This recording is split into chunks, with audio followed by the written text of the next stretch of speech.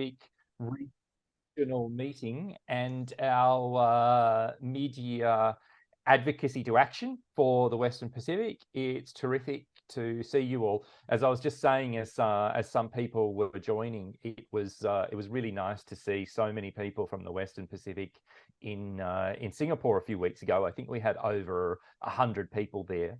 And so many of you were part of that Western Pacific contingent. But of course, after a little bit of downtime, the work doesn't end, and we're now moving into the second half of the year, and so it's important to give you a little bit of an update on what's happening in our Western Pacific region, but also to think about some of the global work that's happening and how some of that translates to the regional level. And also to think about some of the advocacy networks that we've started talking about as we implement 2030 Insight. But before we get into that, I would like to say a big welcome to our guest speakers today. So there will be further introductions as we move through the program, but big warm welcome to our guest moderator, Holden Kim, to our presenters, Dr. Alma Nacuva from Fiji, to Dr. Lasila Arching Sefo from Samoa, and to our regional chair, Amanda Davis, who has very bravely agreed to do an Ask IAPB Anything session as part of today's advocacy to action. Of course, we also have some of the IAPB team who are going to be doing some short presentations. Junu Shresha, who is our knowledge manager from Nepal, and Rachel Burke, who is our membership manager from London. So welcome, everybody. Without further ado, I'm going to hand over to Junu to give us the global advocacy update. Welcome, Junu.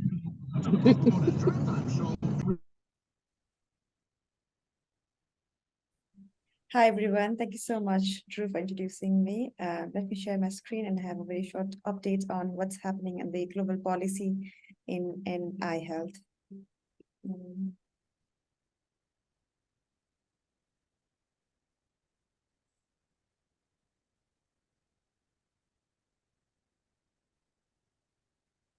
Yeah, I hope my slides are visible to you.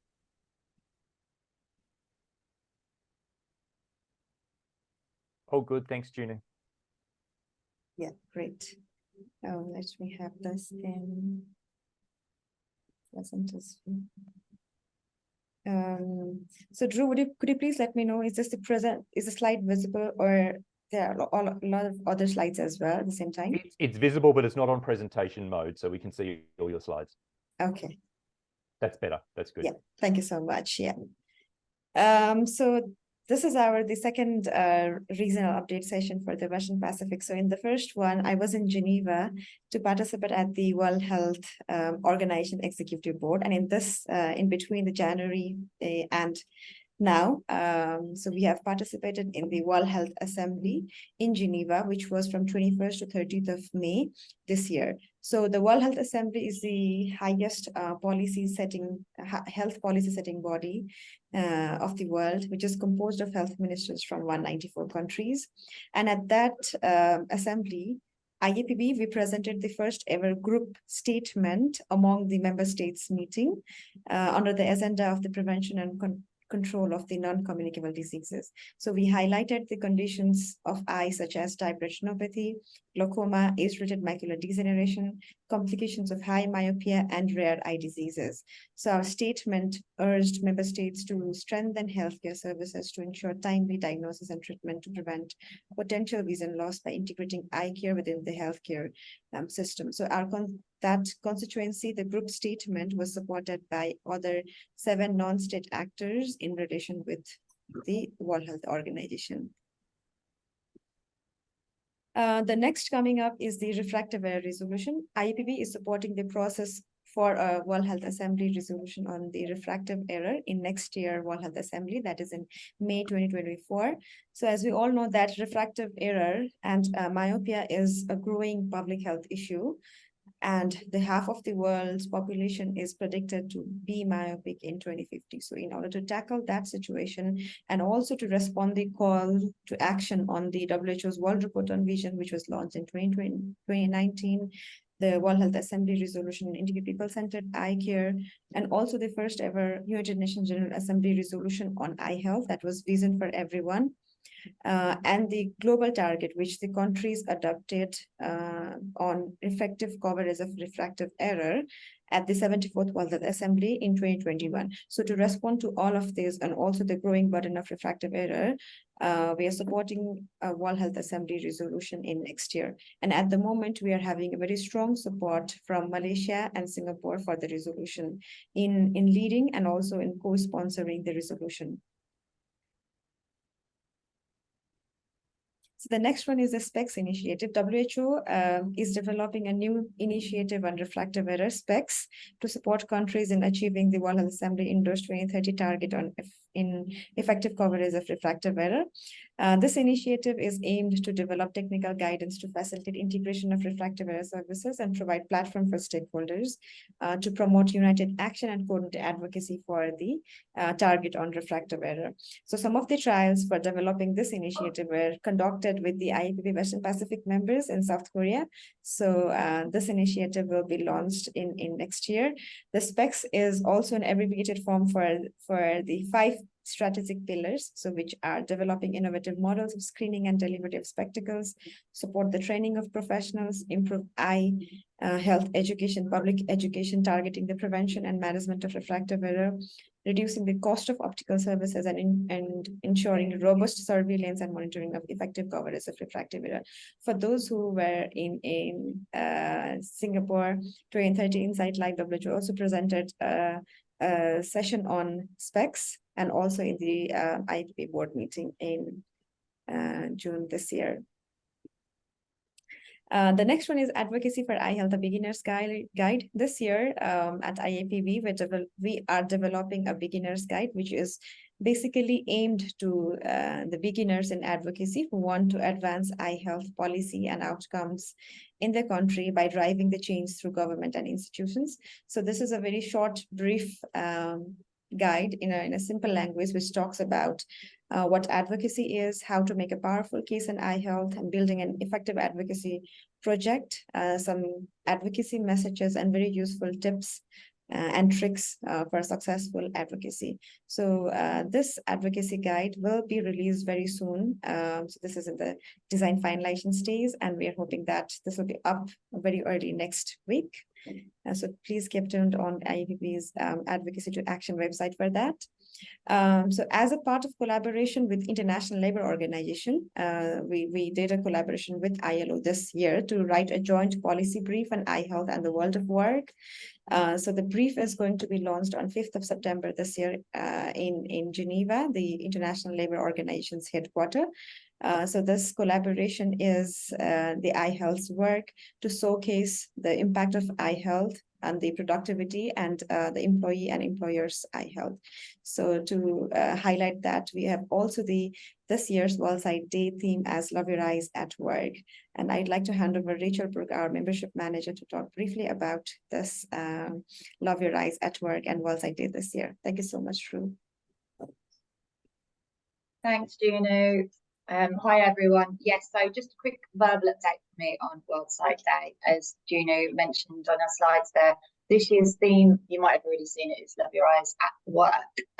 World Sight Day is taking place on Thursday, the 12th of October this year, and we're really focusing on employers looking after employee eye health. We've created different activations for members to get involved in, which I just kind of want to run through with you. And if you're interested in getting involved at all, if you've got any more questions afterwards, I'll put my email address in the chat box, and please do get in touch with me because we'd love to get as many people involved as possible. So the first activation I'd like to talk about is our global challenge this year. So you might remember from the past couple of years, we've had global challenges where members have got involved and done screening in different locations or in unique and diverse settings around the world, or parliamentary screenings in different countries. So this year, to go along with the theme of the workplace, we are asking members, which we know a lot of people already do, to conduct screenings in different workplaces in the lead up to World Sight Day. And then on the day itself, we'll promote it across all our channels and hopefully reach a wider audience. So if you are conducting any screenings in workplaces, or if you want any more information on that, I can share with you some details. And we're looking at kind of more different and interesting across as many countries as possible, the better.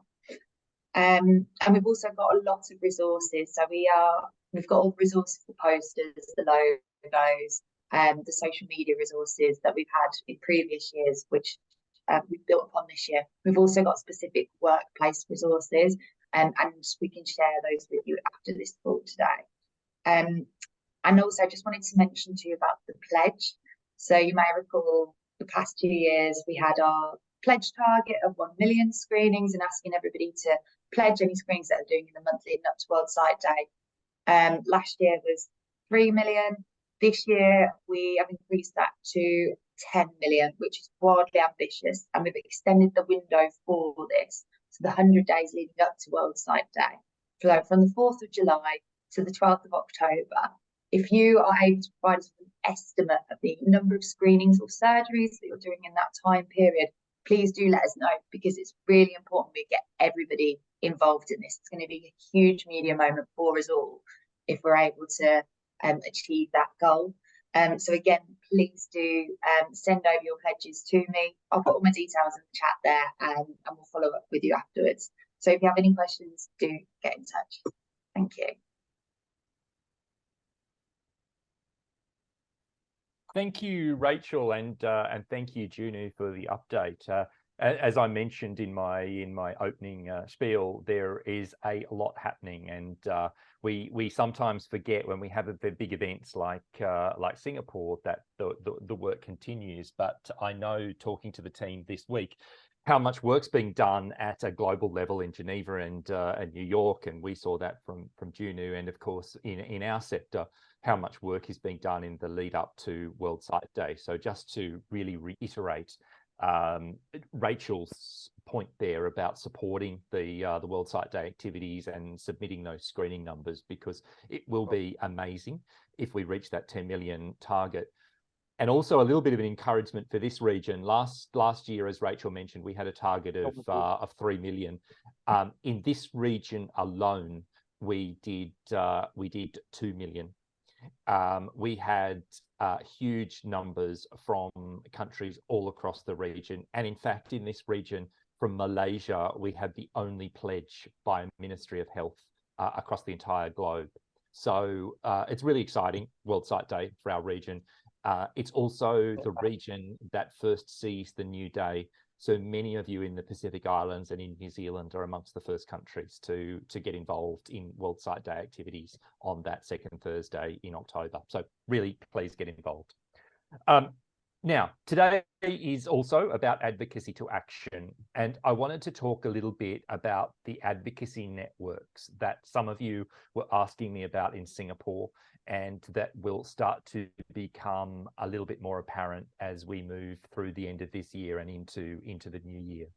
One of the big requests that we have had at IAPB as a result of the launch of the 2030 Insight strategy, and as we start to talk about the implementation of the strategy, is how do we as a group do a better job of sharing information and supporting each other?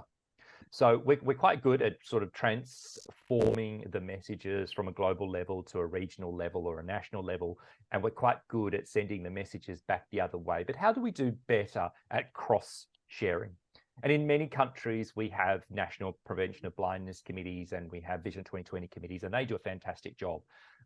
But they tend to be a little bit siloed on a national basis. And so one of the things that we have also been asked about is how do we set up some advocacy networks that stretch across borders amongst like-minded people in countries that are dealing with very similar issues.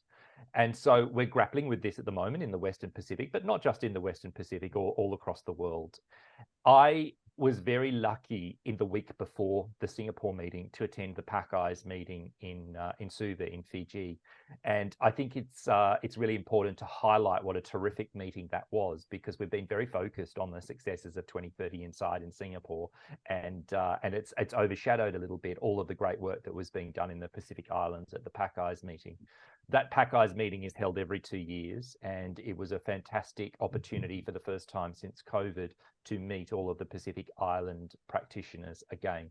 But one of the things that we talked about quite a lot at that meeting was how do we get better at communicating again across the islands, at sharing experiences, sharing ideas, sharing the sort of information that is discussed in these meetings about translating the global activity to a national level. But not everybody always has the opportunity to attend these meetings. So what can we do about that?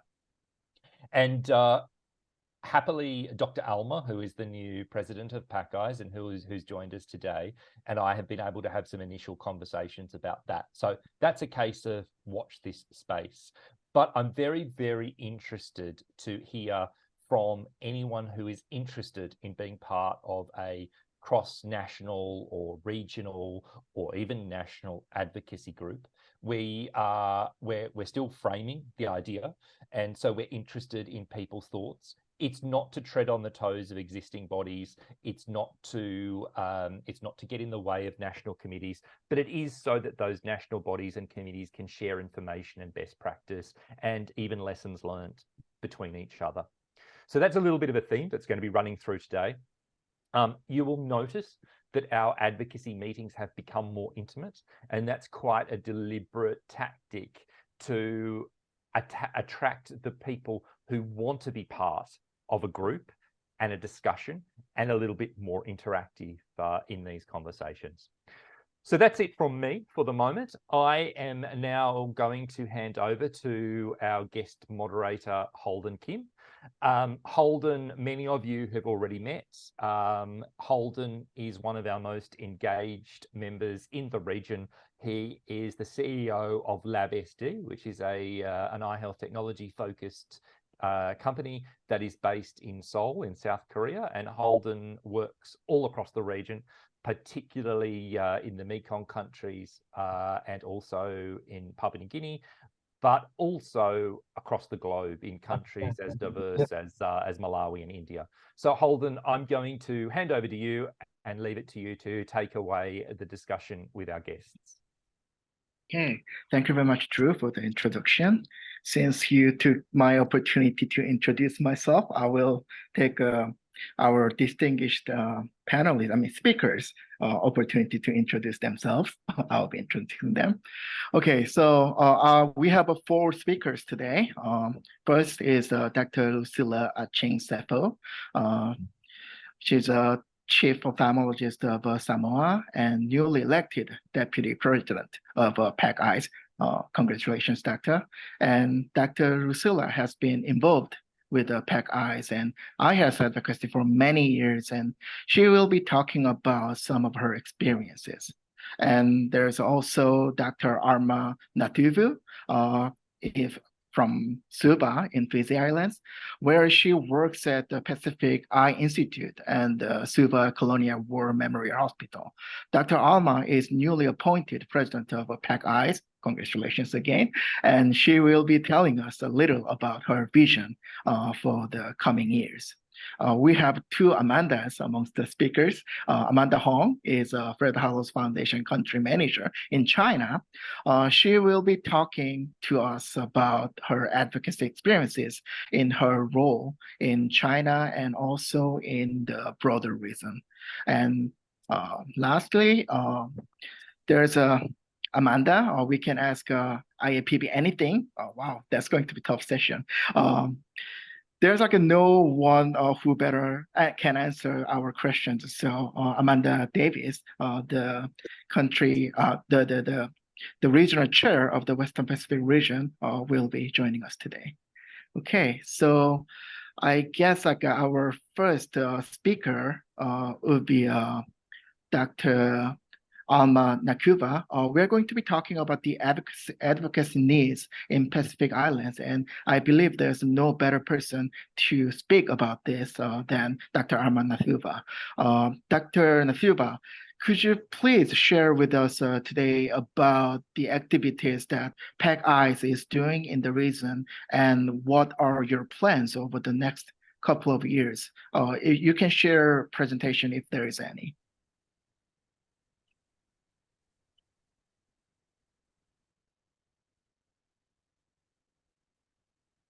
Thank you, Holden, and thank you, Drew, for this opportunity for me to join this webinar. This is my first time. Just briefly, I trained with the Pacific Eye Institute and I graduated a couple of years ago. So this is my first month as president of the Pacific Eye Care Society. And this is actually the first time for me to be speaking on such a forum. My work is purely clinical, and this is a new area for me to be delving into, although it seems very interesting and I know it's very important. But I'm very thankful for this opportunity for PacEYES to be represented at this forum.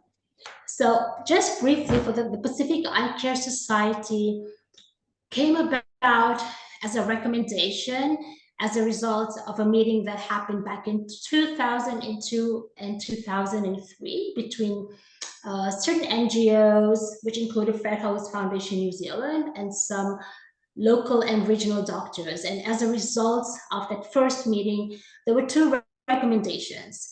One, to establish a professional body that was representative of Pacific eye healthcare workers in the region. And number two, to establish a training institute within the Pacific that would train the eye healthcare providers in the Pacific. And that would include ophthalmologists, nurses, and the technicians. And Fred Howes Foundation New Zealand brought forth that initiative, and that resulted in the establishment of the Pacific Eye Institute, which is our training institute in the Pacific. And also that also brought about the establishment of the Pacific Eye Care Society. So the Pacific Eye Care Society, it's comprised of Pacific eye healthcare providers who most have been trained from the Pacific Eye Institute, and that includes ophthalmologists, nurses, and technicians. And the idea was to have a body that would be representative of the voice of the Pacific. And because we have similar issues, similar backgrounds, similar obstacles, although unique to each one of us, it was similar enough that we collectively, we could be a voice to our national heads, we could be a voice to stakeholders, we could be a voice to and at the international level. So that was the idea of bringing PacEYES, but forming the Pacific Eye Care Society.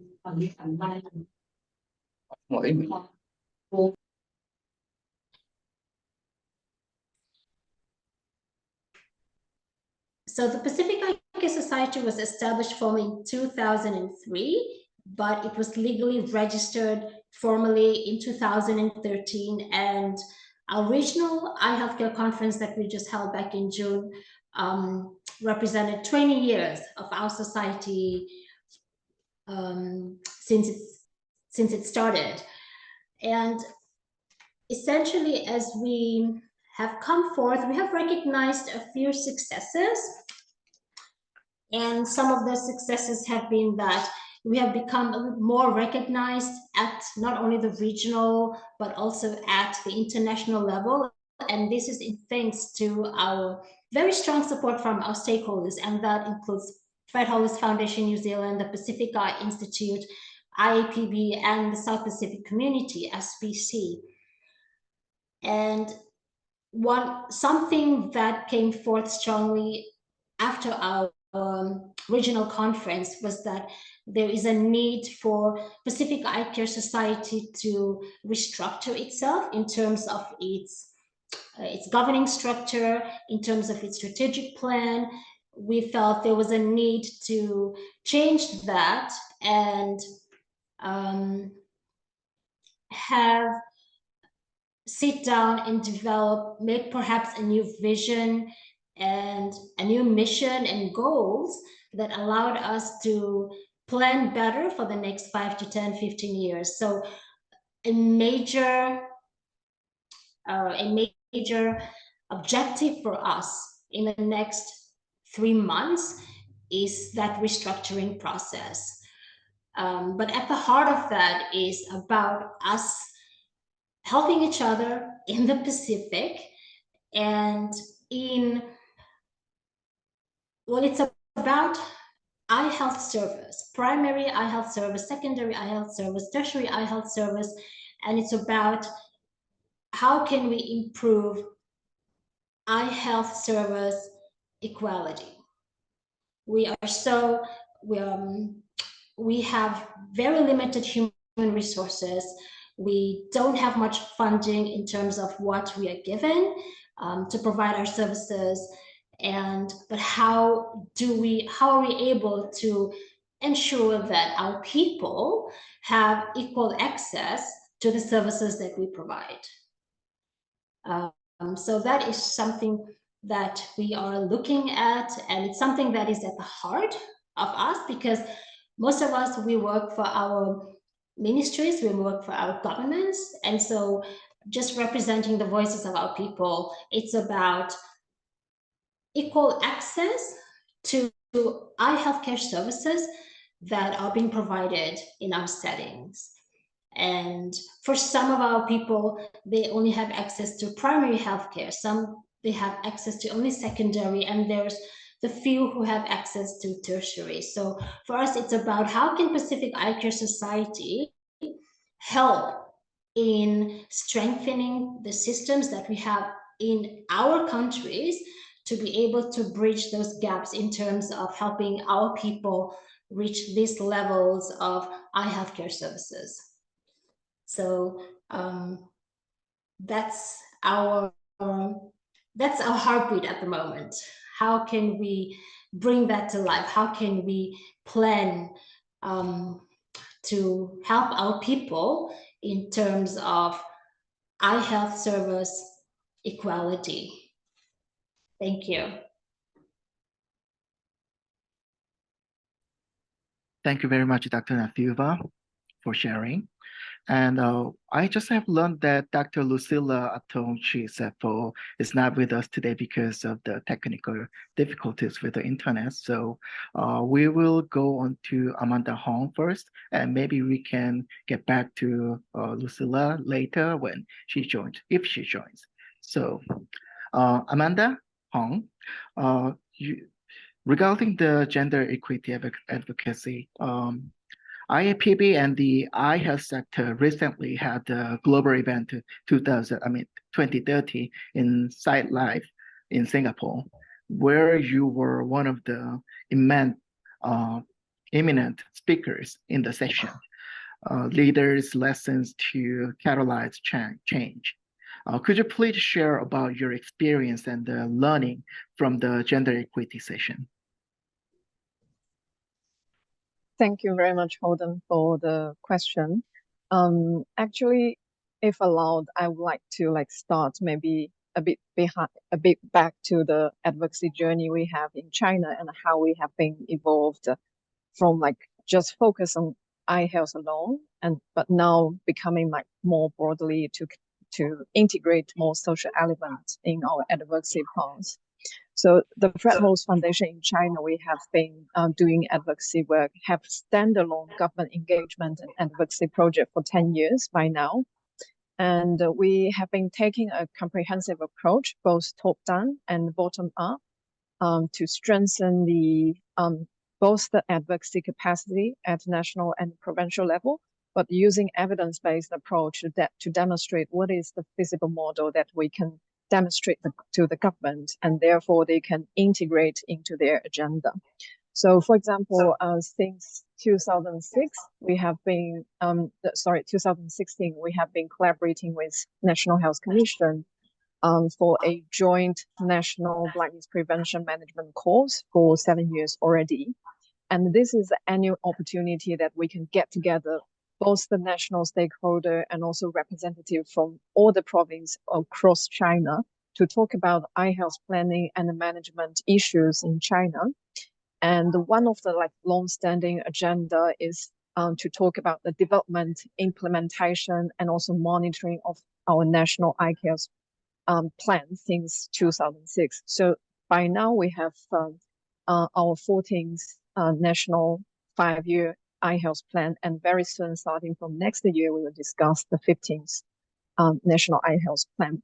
And also this national event also provide an opportunity for us as an international organization to linking agenda from WHO or IAPB into the national advocacy and also eye health plans. So this is the top-down approach we are taking. And the bottom-up approach, we are doing different pilot program in China with different focuses. And by doing this different pilot, we are trying to elaborate the evidence-based lessons and also models that we can integrate different eye health or health agenda that the government is prioritizing in China. And back to your point about gender equity. So starting from recent 3 years, we start to look at how we can integrate eye health into more broader health agenda and also more broad social development agenda. So recently we have been piloting gender equity and inclusion health project in China, looking at opportunities of using eye health as an entry point to address more equity and inclusion barriers for women and children access eye health and health care in China. And similarly, we have also engaging with healthy aging sectors to look at what are the gaps and what are the opportunities that we use, again, as an example, to look at healthy aging plans and also address the issue from a more holistic approach. And similarly, we have been doing school eye health in China for a few years, and this also brings similar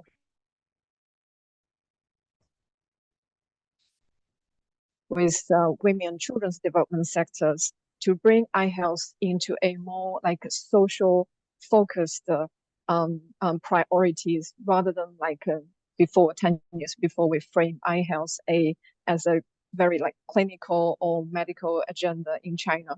So this is really a learning by doing process for us. And we are very proud that's saying that in gender equity and the inclusion sector, the foundation has developed the very first gender equitable eye care training curriculum that has been endorsed firstly at the provincial level. And now we are looking for opportunity to scale up into multiple provinces and set up national collaboration with Whole China Women's Federation. So thank you, Holden. And also thank you for the opportunity to share a bit of our advocacy journey and the learnings we have gone over the past decade. Thank you very much, Amanda. Next will be Ms. Amanda Davis. And we have, as IAPB's Western Pacific Regional Chair, we have 2 big questions. The question number 1 is, as the IAPB Chair for the Western Pacific, could you please share about advocacy activities in the region?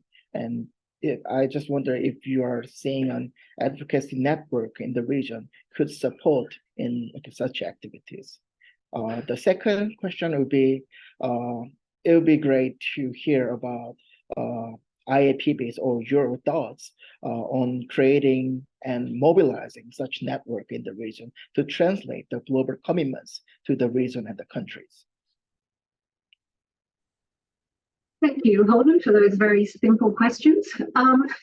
So it's a really interesting question. And I think as Drew mentioned, there's been advocacy networks existing in many of the countries, really strong advocacy networks over the years. There was, going back when the Vision 2020 initiative was established, there was many Vision 2020 bodies that were established at that time. of which key to that was also thinking about advocacy around those goals. And so our members are both engaged in individual advocacy. Most of our members will work at some level in advocacy at a country level, and then also working through more structured groups such as your prevention of blindness committees or eye care working groups or Vision 2020 body, whatever they are potentially called. I do think there's room and there's scope for advocacy networks.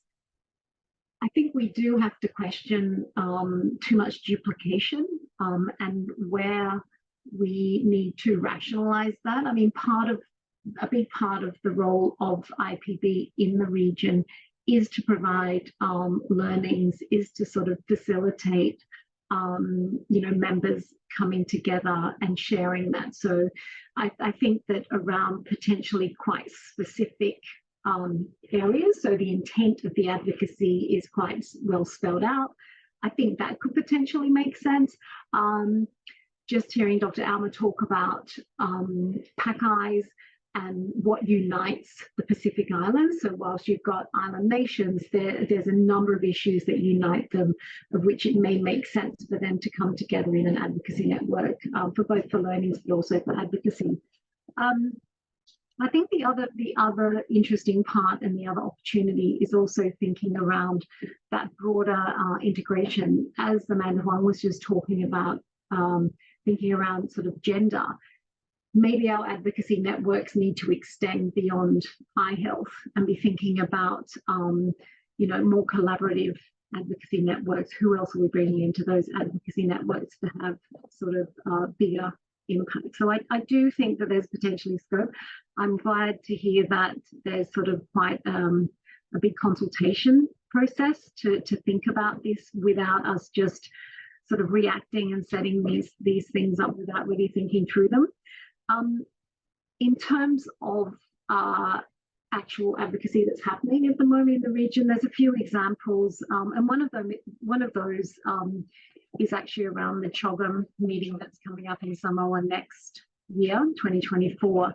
And actually Drew's leading on from IAPB in the region, sort of bringing together sort of the relevant people to think about what should that advocacy strategy look like. And that's sort of being developed and will be rolled out. So I think that's an example of potentially a regional advocacy network. It will be brought together for that specific purpose, and it's done its job.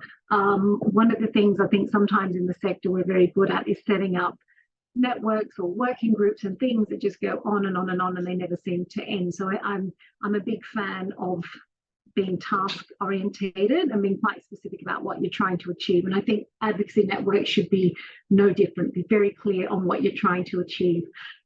Juno mentioned the World Health Assembly resolution, of which Malaysia is looking to support that, which is a critical thing obviously happening in the region as well. And then there's sort of like some more sort of integrated work that will require advocacy.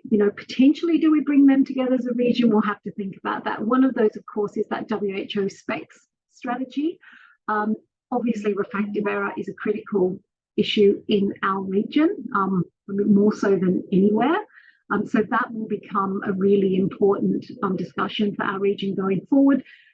How do we engage with that? And one of the strands of work that WHO is talking about is, in fact, a member network. So what does that look like for us?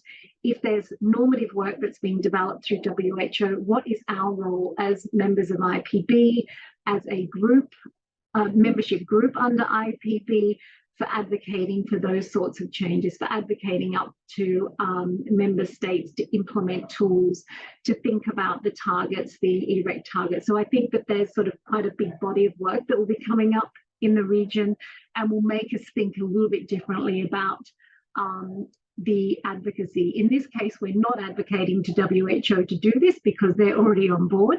It'll be thinking about how do we take those global pieces and be advocating at national and potentially regional levels as well. And the other thing which is sort of kicking off quite a lot, which is once again an issue in this region, as it is everywhere, is quality. So particularly focusing initially on cataract quality. And so that's a big discussion. There was a meeting that was held in Singapore.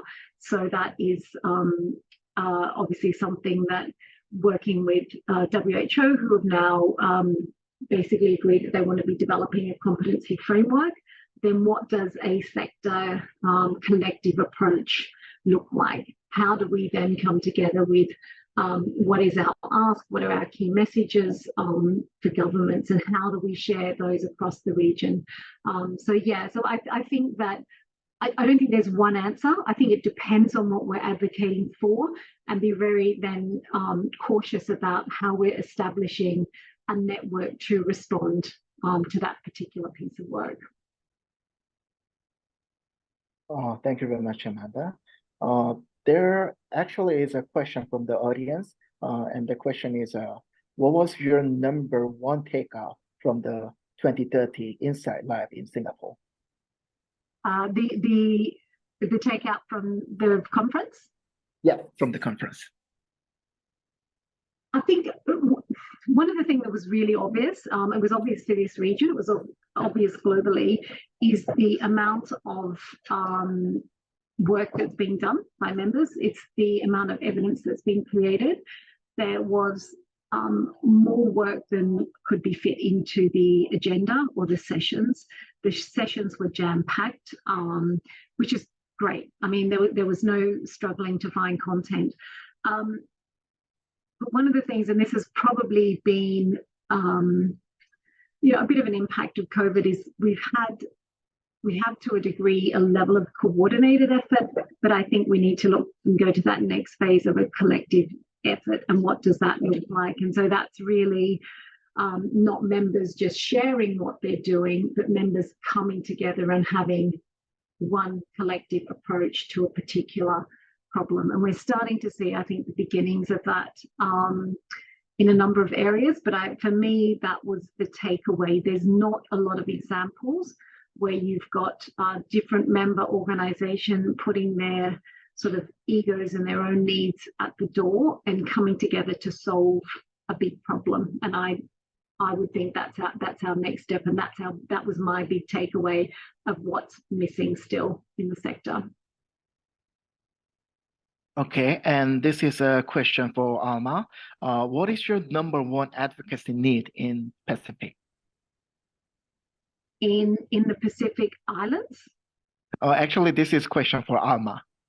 Oh, it's a question for Alma. Sorry. It's okay. Thank you, Alma.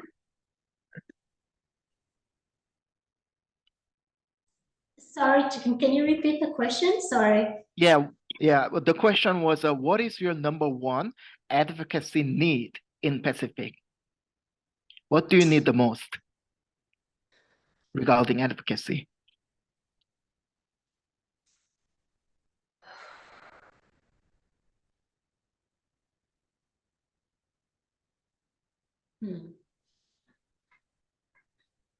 I'm sure there are a lot of needs going on there. Yes, we have a lot of need.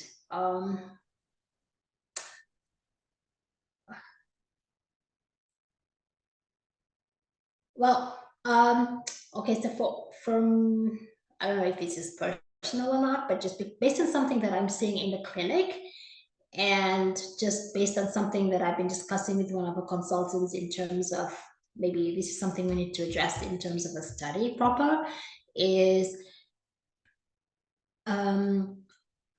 making sure that children, like how do we make sure, I mean, advocating for children when they're coming out of what we call kindergarten or preschool, as they go into first grade, making sure that they have no uncorrected refractive error.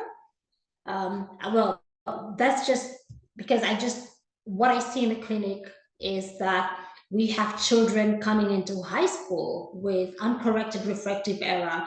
And I just know that somehow this strongly impacts on their performance. It affects your motivation and your ability to perform well, and it affects them when they come out of high school, and it just sort of takes away these opportunities to do well and be someone who can do well and get into college and be competitive for college. So for me personally, I've been talking with one of our consultants and I've been saying, how can we have a program that where we ensure we have a policy that makes sure that children, when they're coming out of kindergarten or preschool, have the best vision they can have going into first grade and so forth. So that's just something I think something I would advocate for. That's just one.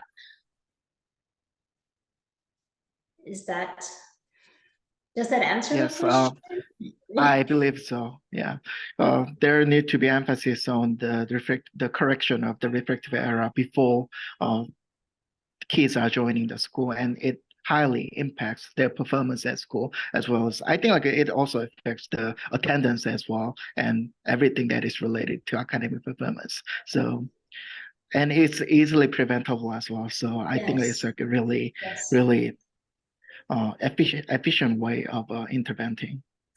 Okay, there also is a question for Amanda. You mentioned that members need to put ego aside. Thank you for highlighting that. And can you give me example of excellent collaboration?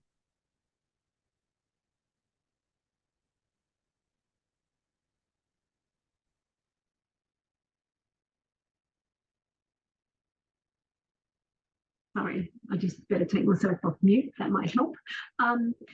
I can give you the, let me give you the example of one that is commencing, which I just mentioned, around the quality, looking at quality work. So that has been an initial collaboration of a number of our members, working with IAPB and also working with WHO. And I think one of the critical parts of this was the members actually reviewing their own results and working with their partners to try to understand the extent of the quality problem, and also to understand the drivers. So whilst there's quite a bit of data, and that was presented in Singapore, that shows the poor quality globally, it's always been a difficult thing, particularly for NGOs, to reveal when they haven't been successful. So sometimes it's talking about what isn't working is actually sometimes more helpful than what is working. And so I think that has been a really good example of coming together. And I think it's illustrating that problem and working with WHO, who have now said that they will be developing the basic competency framework for cataract surgery, and it will build from there. But I think that first step of that real sort of honesty of where we're at and why this is not optimal has been a critical pathway to be able to start this journey. Thank you very much, Amanda. And Dr. Taylor, I saw your hand up. Do you have anything to ask to the speakers? Thank you very much, Holden. It was just a comment about, the question of if you're advocating for something, what's the single most important thing? Based on our experience with working with the Aboriginal and Torres Strait Islander people in Australia, we looked at it and said that the pathway of care, or the patient journey for eye care, was like a leaky pipe. There were lots of cracks and leaks where people fall out of the system, and you needed to do something to address each one of those leaks. If you only did one or two things, the pipe was still leaking. We in Australia identified 42 things that had to be addressed. So it's a complex issue. So it's not just saying, well, let's focus on glasses for kids, or let's focus on cataract surgery for the elderly, or let's make sure we train more eye care staff, or we get cheaper glasses. There are actually lots and lots of things that need to be done. And building that complex picture actually provides a very powerful discussion for advocacy, because you're showing that you've really looked through the system using that health services research. So looking at the patient journey or the pathway of care. Thank you. Thank you for the And comment, Dr. Taylor. Yeah, there was a couple of really good sessions in Singapore around exactly what you're talking about, that sort of systems-based thinking. It's not, you can't just pick off one thing. There's, you know, a whole system that you've got to think of, or the patient journey, if that's the way you want to look at it. And if I can also just mention, I mean, obviously you tackled that many years ago and have provided the updated reports and shown where the pipe was fixed, where the pipe's still leaky, and what have been the impacts. And I think that's been a critical part of taking decision makers on the journey and ensuring that the right investment was still there, and that, you know, the different policies and things are being put in place, and also the actions at that level. So I think that's a really good example. And I have to say, I have dug out your original leaky pipe diagram a number of times to show how that sort of really demonstrates that level of thinking. And I think that's for anyone who's not familiar with it, it's a very good tool to think through what an advocacy journey would look like, by being able to frame the whole of issue. Thank you very much. I wonder if anyone else has any questions or comments to the speakers or IAPB.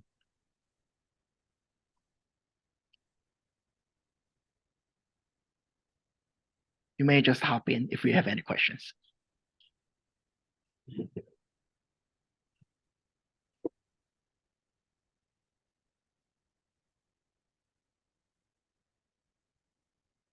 No questions? Okay, then I assume that. Amanda's got her hand up. Thank you. Okay. Sorry, Holden, if I may. Okay. As part Sure. of the speaker, I do have a question maybe to Amanda Davis or Juno about some tools to facilitate the translation of the work we're doing in country, how it can be more appealing to our government decision makers and also donors in terms of translating the eye health outcome to more social and economic impact scope. I'll let Juno talk to some of the tools in the advocacy toolkit, but also just to flag, and I'm a big advocate for this, is the IAPB Vision Atlas that actually takes some complex messages and boils that down. Someone recently told me that when you speak to governments and policymakers, you only need to use language for 12-year-olds. I'm not sure that's exactly right, and I'm not saying the Vision Atlas is targeted at 12-year-olds, but there's some beautiful graphics, beautiful slides, really nice distilled messaging, which not just talks about sort of prevalence data, it goes all the way to sort of economic and social impact as well. But in terms of specific tools, I'll let Julia answer that. Yeah, thank you so much, Amanda, and thank you so much, Amanda Huang, for the question. So yeah, Vision Atlas, as Amanda told, it's all about evidence and how eye health is linked with other social, economic, and development issues. But specifically on the tools, this year we have developed an advocacy for eye health beginners guide, and also a guidance for the countries and reporting VNR, which is also the voluntary national reviews at the United Nations. So it also includes the link of eye health with other the sustainable development goals. So it can be related, the tool can be related with in other countries also, to present the evidence of eye health and its link with other issues of social, economic, and development issues. And specifically for implementation of integrated people-centered eye care, the advocacy team has prepared last year a toolkit that helps everyone in eye health who wants to advocate for implementation of the integrated people-centered eye care. The whole of the package is in the toolkit. It also includes all the link to the WHO resources and the UN resources as well. So the IPEC toolkit, the advocacy for a guide toolkit, and the guidelines for the member states and the IAPB members for reporting the eye health in the voluntary national review. So these are the specific tools and guides which are available now. And yeah, if you need any of those, please, I'll share my email to you in the chat, and I can share those tools with you, Amanda Huang. Thank you. Thank you both. Thank you very much. If there's no further question or comments, I think we will be concluding the session today. Thank you very much, Holden, and thank you for graciously taking on the moderator role of that discussion. It was a great discussion. Thank you very much to Dr. Alma, to Amanda Huang, and to Amanda Davis. I think the discussion today really highlighted the points about sharing sharing information on the advocacy journey. Already, we see some reminders of points like the leaky pipe. We saw some information shared in the chat about the Pacific Health Ministers meeting that's coming up. We heard very interestingly from Dr. Alma about how in the Pacific, the mission of PacEYES is around helping each other. And I think that's a great reminder of putting people at the center of the work that we do. And we heard from Amanda Huang about the step-by-step approach that's been taken to start with eye health, but then move into the cross-cutting issues, which is a great reminder to us of the point that Amanda Davis was making about being cautious as we move forward and not trying to reinvent the wheel, but taking things one step at a time. So thank you all very much for being part of this Western Pacific Advocacy to Action meeting. Please do drop any of us a line if you have any questions about anything that's being discussed today. And I look forward to seeing you all around the region in the coming weeks and months. Thank you.